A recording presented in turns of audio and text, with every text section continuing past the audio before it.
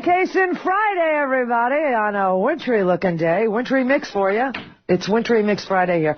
This is like the singular worst weather thing, other than natural disasters, that you can have as a weather condition. This is pelting slush. A lovely mixture of ice and snow pelting you with wind. And yesterday was 74 freaking degrees.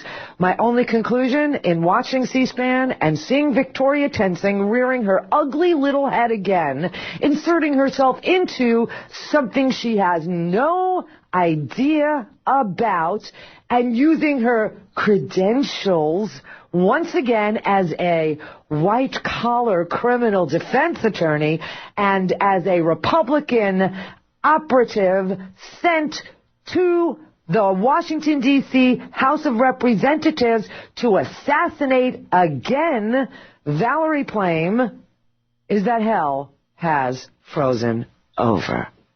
Thank you. That's our weather forecast. Every minute on the 10s.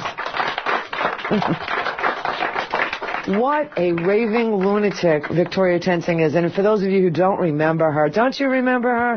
Her and her husband, Joe DeGeneva, they were ever present on the cable TV shows during the impeachment of Bill Clinton, who had to go to jail, had to be impeached and removed from office because he had lied under oath. They were sure of it. They were sure he had committed perjury and obstruction of justice, and that no man was above the law, and that they must make sure that no one abuses the law, especially not the President of the United States of America, because what will we tell the children? Victoria Tensing and Joe DeGeneva, the evil twins of everything that runs antithetical to the good administration of the law. They are opportunists, they are vile, and Victoria Tensing, under questioning, folded like a cheap house of cards, like a cheap tent, like a 2-bit freaking TV snack tray, like a card table, man. Just woo! One question just did her in. But we're not going to expose how she got done in quite yet. Oh, no. I want to take you through the character assassination. I want to take you through Valerie Plame's opening statement, Henry Waxman's opening statement, which, by the way, in order for Henry Waxman to be able to read this out loud in open session, he had to get it vetted by General Hayden over at the CIA. Oh, yeah, they had to sign off on every word he was about to read into the congressional record in open session. They signed off on it all right and said it was true and correct, and this is what Henry Waxman's opening statement sounded like today, as vetted and dotted, the I's and the T's crossed by General Hayden over at the CIA with regard to whether or not Valerie Plame was indeed a covert operator, whether or not she was a piece of classified information that should not have become readily available, and what the hell was her job after long last anyway. I have been advised by the CIA and that even now, after all that has happened, I cannot disclose the full nature, scope, and character of Miss Wilson's service to our nation without causing serious damage to our national security interests. But General Hayden and the CIA have cleared these following comments for today's hearing. During her employment at the CIA, Miss Wilson was undercover. Her employment status with the CIA was classified information, prohibited from disclosure under Executive Order 12958. At the time of the publication of Robert Novak's column on July 14, 2003, Miss Wilson's CIA employment status was covert. This was classified information. Miss Wilson worked on some of the most sensitive and highly secretive matters handled by the CIA. Miss Wilson served at various times overseas for the CIA. Without discussing the specifics of Miss Wilson's classified work, it is accurate to say that she worked on the prevention of the development and use of weapons of mass destruction against the United States. In her various positions at the CIA, Miss Wilson faced significant risks to her personal safety and her life. She took on serious risks on behalf of our country. Ms. Wilson's work in many situations had consequence for the security of her colleagues and maintaining her cover was critical to protecting the safety of both colleagues and others. The disclosure of Ms. Wilson's employment with the CIA had several serious effects. First, it terminated her covert job opportunities with the CIA. Second, it placed her professional contacts at greater risk. And third, it undermined the trust and confidence with which future CIA employees and sources hold the United States. This disclosure of Ms. Wilson's classified employment status with the CIA was so detrimental that the CIA filed a crimes report with the Department of Justice. As I mentioned, Ms. Wilson's work was so sensitive that even now she is still prohibited from discussing many details of her work in public because of the continuing risks to CIA officials and assets in the field and to the CIA's ongoing work.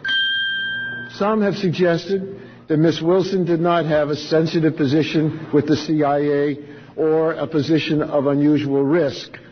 As a CIA employee, Ms. Wilson has taken a lifelong oath to protect classified information even after her CIA employment has ended. As a result, she cannot respond to most of the statements made about her. I want to make clear, however, that any characterization that minimizes the personal risk of Ms. Wilson that she accepted in her assignments is flatly wrong. There should be no confusion on this point. Ms. Wilson has provided great service to our nation and has fulfilled her obligation to protect classified information admirably, and we're confident she will uphold it again today. Well, that concludes the characterizations that the CIA is permitting us to make today.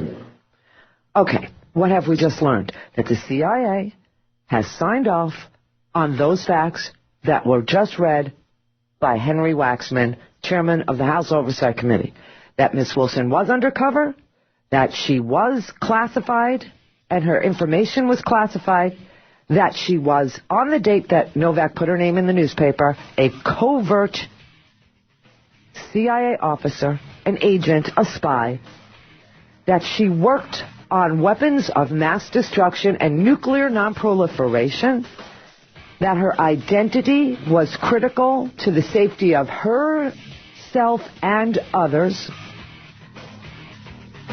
that the CIA was so compromised by her public disclosure, by the public disclosure of her job and who she was, that they filed a criminal report, and that to this day she can't really respond to everything that has been said about her by people like Victoria Tensing, who insists she had no cover to blow. She worked at a desk job. She was not covert. She was not an operative. There was nothing classified about her. There was nothing sensitive about her. There was nothing wrong with putting that in the newspaper. 17 after. The Randi Rhodes Show, where the right wing gets beaten by a girl. If your killer instincts are not clean and strong, you will hesitate at the moment of truth. This is Air America Radio. Wow.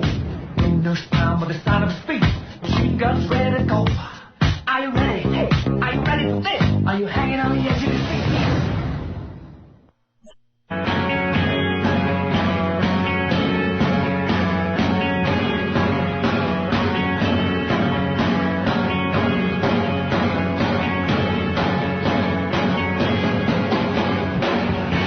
Boys and girls, this is better than A&E's intervention. This is, because every time you turn on the TV now, ever since the Democrats have had control of Congress and subpoena power, all of the big, long 6 weeks that they've been able to, ask for and get anybody's testimony that they want to do oversight, it's been like a national intervention.